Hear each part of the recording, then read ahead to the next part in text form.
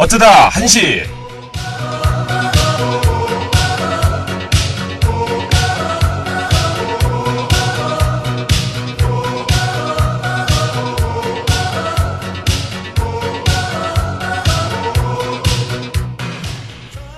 여러분, 한시라 졸리신가요? 점심 먹고 요즘같이 따사로운 가을 햇빛이 내리쬐면 안 졸릴 수가 없죠. 근데 오후 수업은 들어야 하고, 그래서 제가 잠 깨는 아주 신박한 방법을 가져왔습니다. 비법은 바로 커피에 있습니다.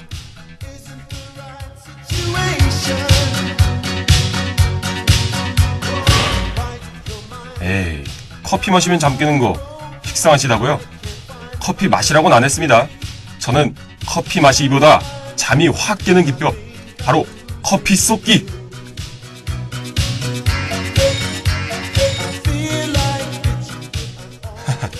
졸리다 싶으면 한번 해보세요. 어디에 쏟으셔도 좋습니다. 흰 난방, 노트북, 아니면 새로 산 신발.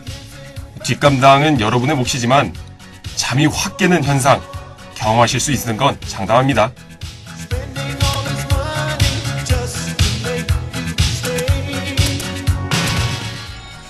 여러분 웃으시라고 한 농담인 거 아시죠?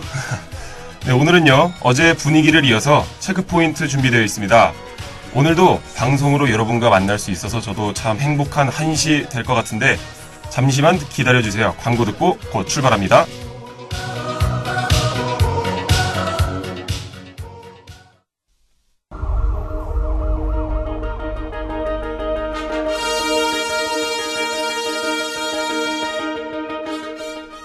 바쁜 일상에 뉴스도 신문도 챙겨보기 힘든 당국인들을 위한 시사상식 프로그램.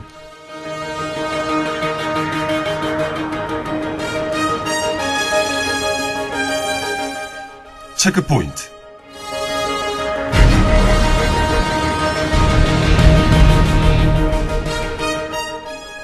네, 안녕하세요 하고 여러분, 한 주 동안 잘 지내셨나요?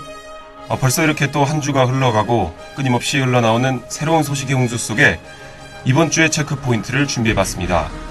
뉴스란 건 짧게는 하루를 주기로 소비되는 정말 속도감 있는 매체인 것 같습니다. 저번 주에 PC방 보도가 있고 난 후에 그래도 꽤 많은 학우분들이 방송을 들었다며 관심을 갖는 모습을 볼 수 있었는데요. 이런 현상이 바로 저희 프로그램의 역할이 아닐까 하는 생각이 잠시 들더군요. 앞으로도 적극적으로 이런 일들을 최대한 많은 학우 여러분들께 알릴 수 있는 그런 방송이 됐으면 하는 바람과 함께 9월 14일에 체크포인트 본격적으로 시작해보겠습니다. 저는 체크포인트의 전승찬입니다.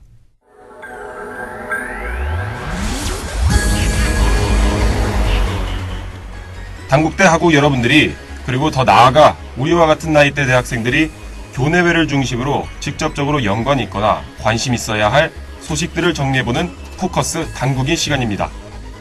소개해드린 주제 중에서 오늘의 집중 토픽을 뽑아보도록 하겠는데요. 학우 여러분은 어떤 주제가 마음에 드시는지 생각하며 들으셔도 좋을 것 같네요. 그럼 시작해보도록 하겠습니다.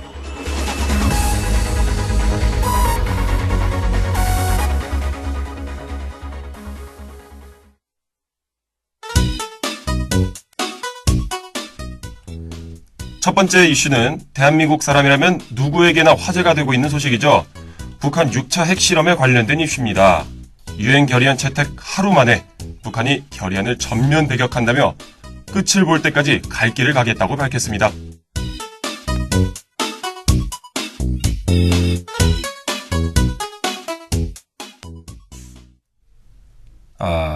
말은 거칠게 했지만 그 속에는 많이 고민한 흔적이 엿보이는 발언이 아닐까 생각이 드는데, 당초 유엔 결의안 채택 하루 만에 나온 북한의 공식 반응은 사실 우리가 모두 예상할 수 있었죠. 바로 결의안 전면 부정이었습니다. 미국과 실질적 균형을 이루기 위해 힘을 다질 것이며 끝을 볼 때까지 북한의 길을 더 빨리 갈 것이다 라고 밝혔는데, 며칠 전 외무성 성명에서 최후의 수단도 불사할 것이라고 밝힌 것으로 추가 도발을 예고했지만, 주목되는 점은 외무성 보도라는 형식으로 발표의 격을 낮췄다는 겁니다. 또 외무성 발표 당시 일반 주민이 볼 수 있는 조선중앙TV나 노동신문에는 발표하지 않고 있었다는 건데요. 이것은 점점 더 불안해지는 북측의 내부 사정과 관련이 있어 보입니다. 한편 일본의 요미우리 신문은 북한의 제재에 대비해 지난 4월부터 석유 비축 명령을 내렸고 북한 내 석유 가격이 올 초보다 2배 가까이 올랐다고 보도했습니다. 대북 매체들은 이러한 물가 상승이 다른 품목으로까지 이어지고 있다고 전하고 있는데요. 북한 내에서 제재에 대한 소문이 나면서 휘발유 가격이 갑자기 폭등했고 그에 덩달아 쌀과 옥수수 가격도 오르고 있다고 합니다. 내부가 불안해지는 상황에서 제재에 대한 반발을 선전하는 것이 오히려 제재에 대한 불안감을 부추길까봐 고심하고 있다는 분석도 나오고 있는 상황입니다. 북한이 앞서 말했듯이 갈 길을 더 빨리 가겠다고 한 것도 제재가 심화하는 상황에서 핵과 미사일 능력을 최대한 빨리 끌어오겠다는 뜻으로 보이는 소식이었습니다. 북한의 말썽이 언제까지 갈지, 아니 대체 언제 끝날 것인지 이젠 질릴 때도 되지 않았나 싶습니다.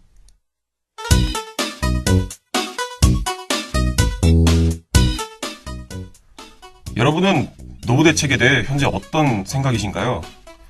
일자리 구하기도 쉽지 않고 후에도 경제 사정이 여의치 않은 경우가 많다 보니 젊은 세대가 노후 대비하기란 쉽지 않습니다. 가입해뒀던 연금도 중도에 약하는 젊은 층이 늘었습니다.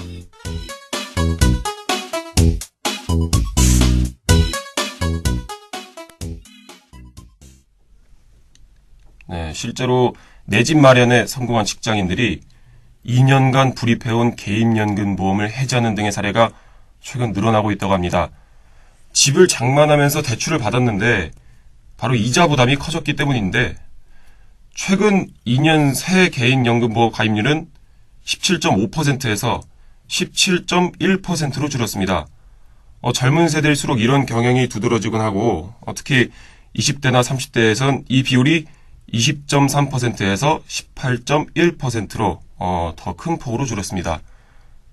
젊은 세대는 기대 여명이 길어서 노후 자금이 더 필요하지만 극심한 취업난에다 당장 생활이 급해 노후 대비를 포기하게 되는 겁니다. 30대가 고령자가 되는 미래에는 이러한 현상이 큰 사회 문제가 될 수 있다고 분석됐습니다. 현재 개인연금보험은 우리가 살아있는 동안 계속 생활자금을 받을 수 있다는 장점이 있는데요. 노후 생활비를 대는데 공적연금인 국민연금만으론 아직은 부족한 실정입니다. 이에 따라 정부는 개인이 자발적으로 드는 사적연금을 장려하고 있는 상황이죠. 하지만 주거비 등 생활비 상승과 소득 정체가 함께 일어나면서 공적연금과 사적연금의 결합을 통한 정부의 노후복지 전략이 위협을 받고 있는 실정입니다. 대한민국의 청년 입장에서 이러한 이슈, 그냥 흘려보내지 않을 수는 없을 것 같습니다.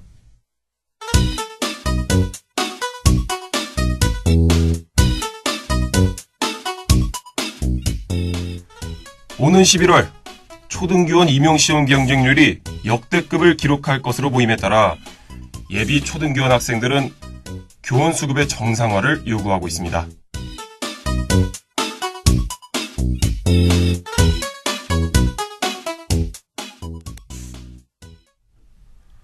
서울시 교육청이 발표한 올해 공립초등학교 교원 선발 인원이 지난해 846명의 절반에도 못 미치는 385명에 불과하기 때문인데요. 교육청은 지난달 사전 예고한 105명보다 280명을 더 늘리기 위해 최대한 쥐어짰다는 입장이지만 현재 교사의 휴직 또는 파견 유도를 통한 땜질 증언에 불과하다는 지적이 나오고 있습니다. 하지만 교육청 측에서도 억울한 것은 사실인 것 같습니다. 조희연 서울시 교육감은 기자회견에서 임용 대란을 막기 위한 교육청의 노력을 감안해달라고 호소했는데요. 오늘은 이 문제에 대해서 대체 어디서부터 교육청과 학생들의 갈등이 빚어진 건지, 도대체 누구의 입장을 들어줘야 하는 건지 문제점과 관련해 자세히 한번 알아보도록 하겠습니다. 노래 한 곡 듣고 시작합니다.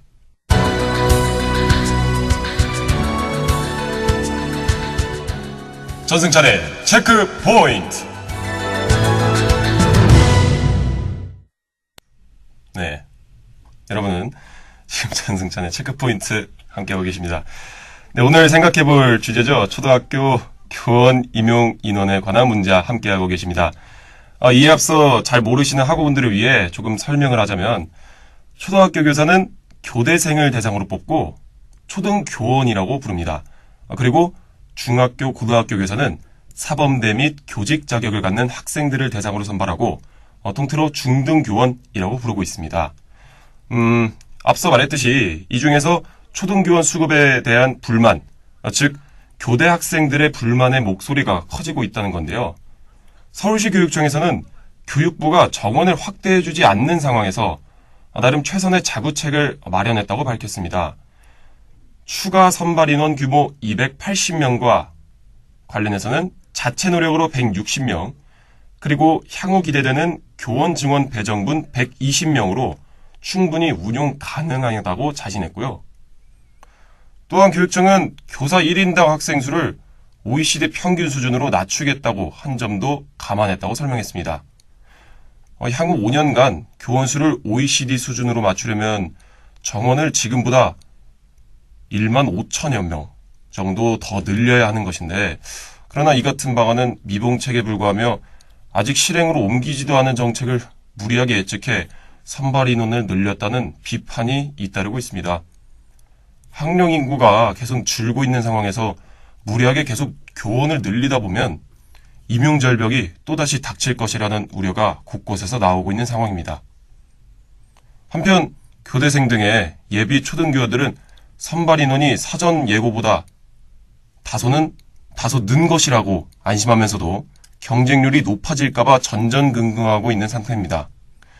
초등 임용시험 준비생들의 온라인 카페에서는 그나마 다행이라는 반응이 주를 이루고 있었는데요. 하지만 일부 준비생들은 올해 임용시험이 사실상 서울 입성을 위한 마지막 기회가 되면서 경쟁률이 천정부지로 치솟을 것을 우려하고 있습니다. 하지만 예비 교원들이 배가 불렀다는 목소리도 빼놓을 수가 없죠.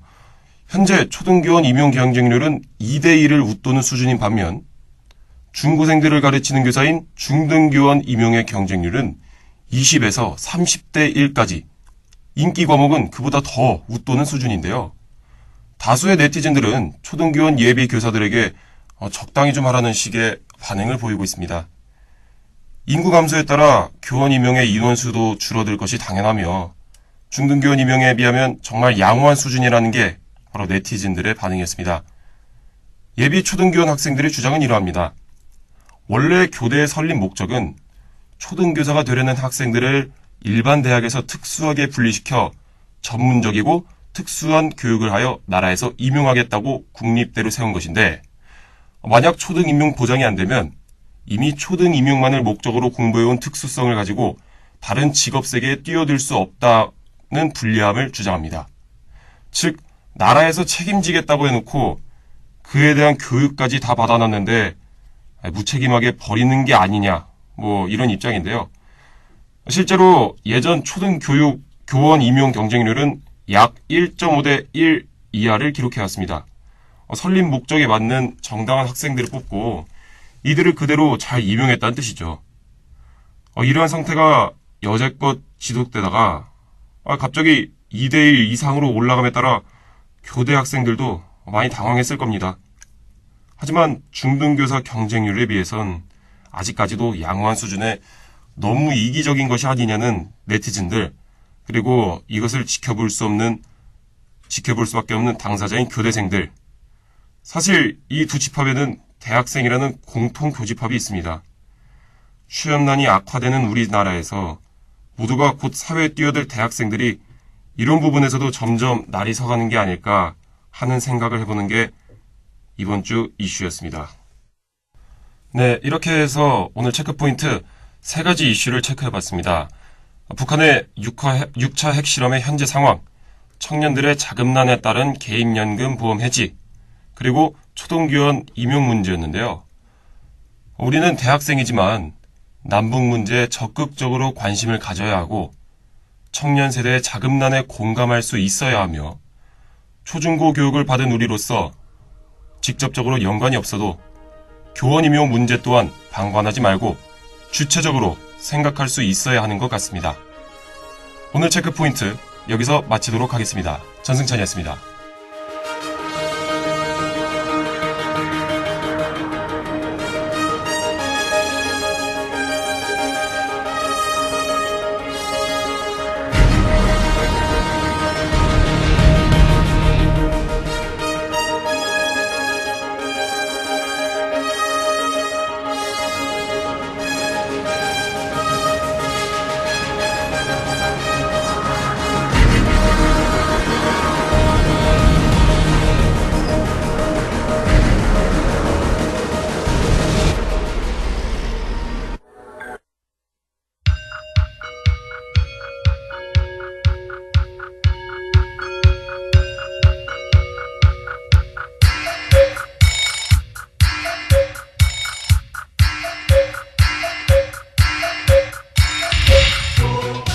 네, 체크포인트 항상 알찬 프로그램인 것 같습니다. 수요일 저녁 그리고 목요일 낮에 함께하고 있는데요.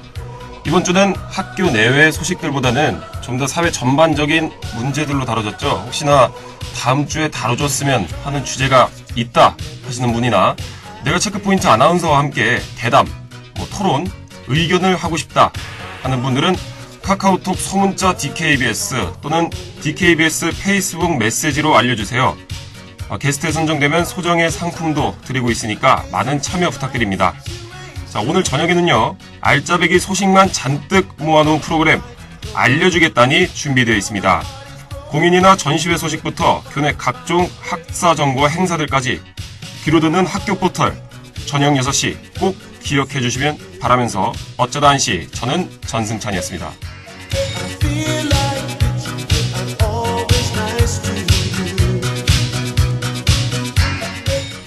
지금까지 제작 윤주영, 기술 서수희, 진행의 전승찬이었습니다.